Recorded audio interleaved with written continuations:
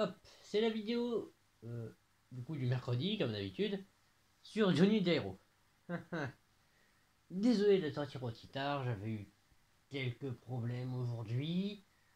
Mais bon, on s'en fout. Aujourd'hui, l'avantage, c'est que, il y a une vidéo. Aujourd'hui, on va parler de Johnny et Jairo. Pourquoi c'est le meilleur duo de tout manga confondu, en fait.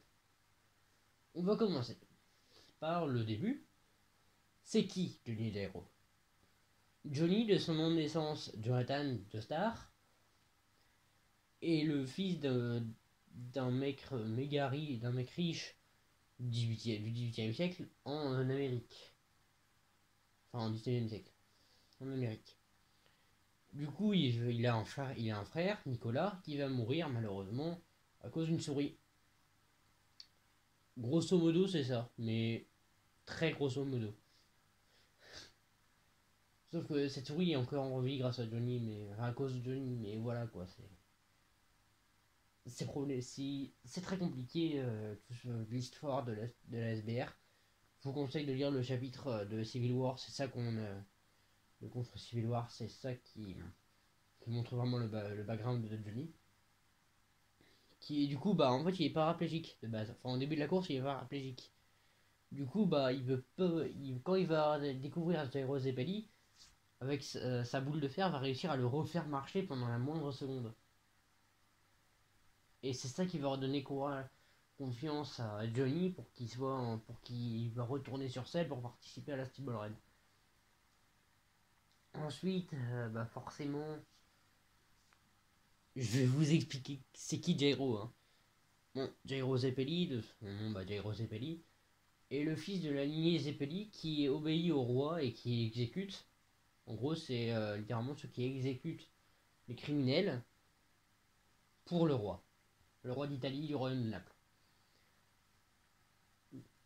Il exécute les criminels, du coup, comme ça. Sauf qu'à un moment, il va se retrouver face à Marco. C'est un enfant qui n'a rien demandé. En fait, il est vraiment gentil. Marco est un mec, genre, il s'est fait embrancher parce qu'il y avait en gros, c'est un esclave qui cirait les chaussures de tout le monde,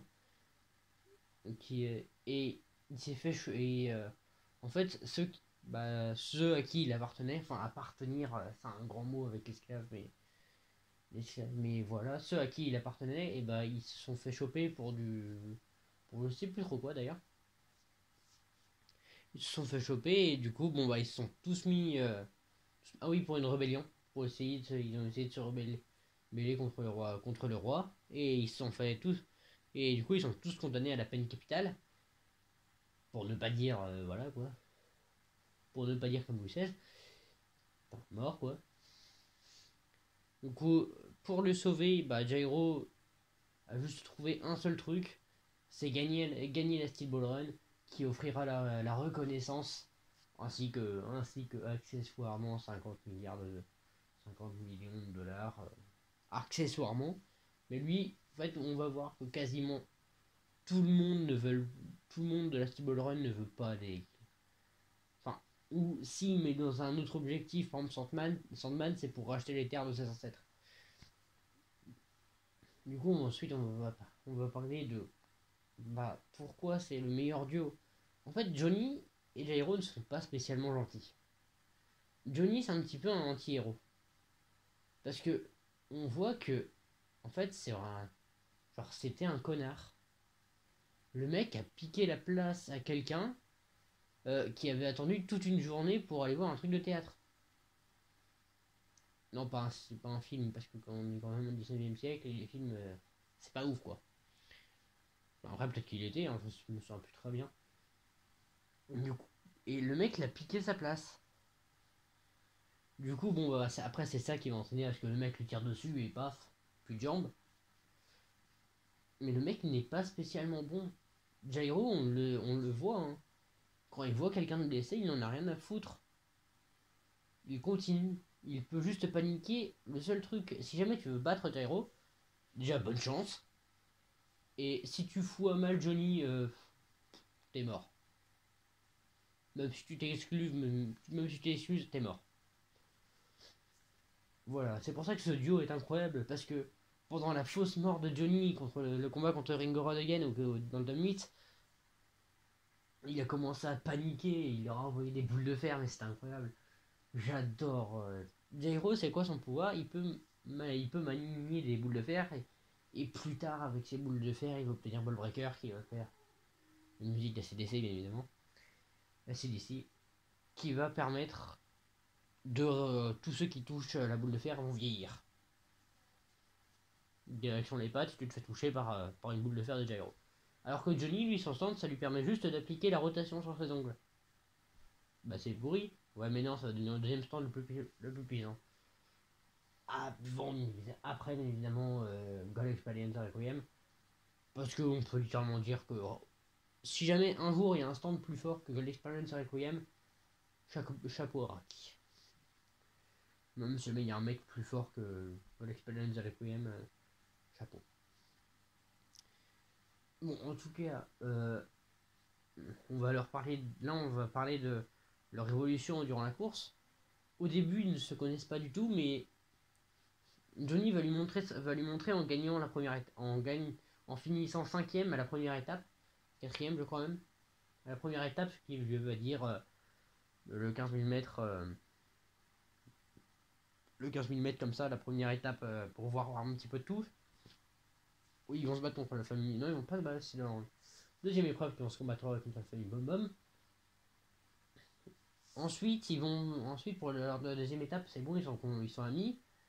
Et Johnny va recevoir un mystérieux bout du corps et un stand.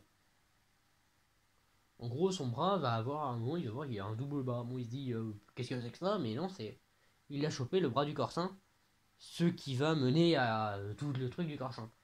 Je vais peut-être pas tout expliquer non plus parce que sinon ça va bugger, ça va bugger dans votre cerveau. Mais après, il y aura le truc avec. J'adore vraiment le truc de Tusk. On va en revenir. Tusk Acte 1 où ils ont le truc avec le mauvais. J'ai tellement hâte à quand ça sera adapté en animé. Avec le mauvais Cruz, mauvais Cruz. Là, je sais plus où ce que j'en suis, mais parce que j'ai pas fait. Parce qu'en fait, j'ai fini Steel Ball Run en scan, c'est-à-dire j'ai vu comme ça, mais je l'ai pas encore tout en manga, parce qu'en même temps il y a 24 tomes. Et je l'ai aussi de Jolayen en même temps. Je connais tout, mais voilà. Bon, là, si vous voulez pas vous faire spoiler lors du combat contre Valentine, euh, j'espère que ce coup vous aura plu. Mais non, peut-être pas, vous revenez un petit peu plus tard, mais je sais pas encore trop quand. Du coup, enfin, peut-être même pas en fait. Bon, du coup, lors du combat contre Fanny Valentine, je spoil direct. Mettez un petit plus 10 pour savoir si vous voulez pas savoir. Même pas quitter la vidéo si vous voulez pas savoir. Jairo meurt. Oui, oui, vous avez dit de quitter cette vidéo. Jairo va crever. Ce qui va faire mettre en rogne Johnny, évidemment, qui va faire le plus beau combat de tout l'épisode d'Avenger, selon moi, où Johnny va commencer à péter un câble avec l'acte fort qu'il vient à peine d'obtenir. Il va juste leur faire des. Il va se manger des montagnes de voilà, voilà, voilà, voilà. Tu vas y avoir le Johnny. Non, c'est juste une blague que je fais. En gros, il va ouvrir le. Il va carrément ouvrir le Love Train. Vous voyez strictement pas de ce quoi je parle parce que si vous n'avez pas vu Jojo, mais le mec va littéralement ouvrir une barrière dimensionnelle avec la puissance de ses deux bras. Enfin, pas vraiment parce que son stand peut le faire, mais avec Paul Breaker également peut le faire, mais en gros, le seul point faible du Love Train, c'est la rotation. Il peut utiliser la rotation, mais c'est compliqué. J'ai pas envie de vous spoil et j'ai envie de faire une vidéo spéciale sur la rotation. Bien que ça me prend beaucoup de temps. Après, la rotation, c'est moins expliqué que l'onde. Parce que la rotation, genre, c'est un truc, on l'a que dans la partie 7, un petit peu dans la partie 8, mais pas vraiment. On le voit que dans la partie 7, quoi. C'est vraiment un truc majeur de la partie 7, par contre. Mais en vrai, dans tout ce qui est. Voir tout ce qu'on connaît de la rotation, c'est juste. Bah, c'est la famille Jairo qui l'enseignait. Le Jairo, la famille Zeppeli qui l'enseignait. Et ensuite, bam, ça a commencé comme ça, quoi. Mais je pense que j'ai pas eu le temps à quel point de vous dire que c'était En fait, pour vous dire que voilà, là, à partir du vous pouvez, il n'y a plus aucun spoil. En fait, je pense que vous devez bien comprendre que Johnny et Jairo, ils pensent qu'à eux. Enfin, à part Jairo, juste pour ça, parce qu'il trouvait que c'était quand même vachement injuste. Mais, genre, Johnny veut juste demander à Jairo comment est-ce qu'il a fait pour le refaire marcher. Oui, j'ai touché mon nom, voilà. Johnny et Jairo ne sont pas des bons gars, mais pourtant on arrive à s'attacher à eux, quoi. Ça fait un petit peu comme le mec dans Mushoku, comme Rudeus dans Mushoku Tensei. Le mec est un mauvais gars, mais on l'aime quand même. Mais je pense que cette vibe de personnage comme ça vient de Johnny. Où on voit que le mec il avait tout en fait. La quasi-totalité, regardez Naruto par exemple. Naruto fait rien et il a tout maintenant. Alors que Johnny avait tout et il a plus rien. Et est-ce que je peux parler de la mort de Johnny qui est. On peut bien comprendre le personnage également. Je pense que pas mal l'ont mal compris en fait la mort de Johnny. En fait, il avait fait l'erreur, c'était de ramener le corsin. Il avait ramené le corsin pour sauver sa femme. Parce qu'il en pouvait plus en fait, il en pouvait juste plus et il avait utilisé. Et il était prêt à utiliser le corsin. Sauf que le corsin, en gros, son truc, c'est que il peut guérir quelqu'un en échange de quelque chose d'autre, de plus précieux, de bien plus précieux. Et là, il lui a pris son fils. C'est-à-dire le Joestar, je sais plus qui est après. Non, c'est George Joestar. George a développé la maladie plus tard connue dans des Norisuke qui transforme la peau en pierre, enfin plutôt qui la fait rouler, c'est bizarre. Enfin. On n'a pas encore toutes les explications, on espère dans la partie 9. Après, j'ai pas encore tout la partie 8, là j'en suis encore. J'espère que cette vidéo vous aura plu. La légende de Woody Savage Star. Je vous la raconterai plus tard. Euh, je sais même pas. Et comme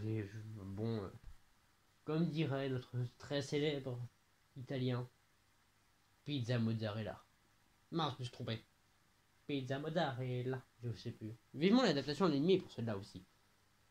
Mais non, plutôt comme on dirait un certain italien. Arrivederci.